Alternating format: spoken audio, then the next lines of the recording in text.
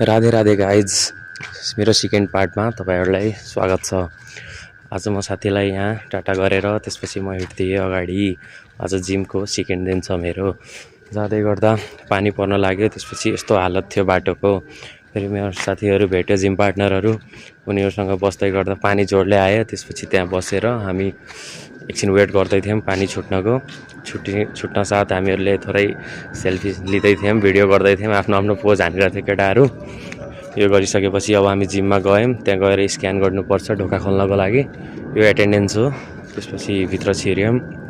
भित्र गएपछि अरु केटाहरु त गर्दै थियो, हामी भर्खर पुगेर अनि त्यसपछि अब जुत्ता लगायौं। मेरो साथीले पनि जुत्ता लगाइसकेपछि जाने बित्तिकै त्यो के भन्छ स्ट्रेचिङ केही नगर्दै केटाले सुरु गरिहाल्यो यो गर्नको लागि।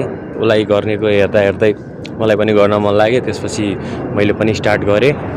मैले 60 केजी राखेर लगभग 3 रेप्स हाने। सुरुमा 10 अनि त्यसपछि 20 बढाउँदै गर्दा मैले पनि 3 रेप्स हाने 15 को।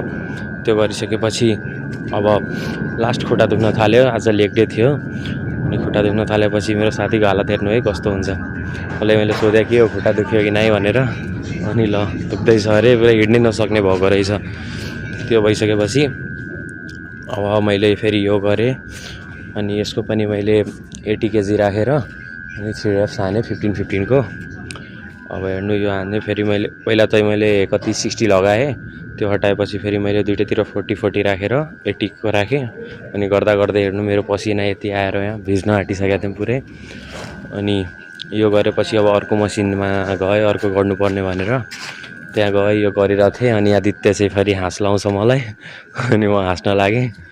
अब त्यसपछि यो गरेँ, जुन कि हल्का मलाई गाह्रो लाग्छ, झ्याउ लाग्छ गर्न, तर पनि 3 रेप्स हाने यसको पनि 15 को। यो हानिसकेपछि अब हामी पन्जा लडाउने खेल्ने एकछिन लास्टमा। अनि अरू भिडियो चाहिँ मैले रेकर्ड गर्न भ्याइनँ, झ्याउ लागिरहेको थियो किनकि अरू पनि रनिङहरूको गरेन। अनि मैले यसलाई हराइदिएँ।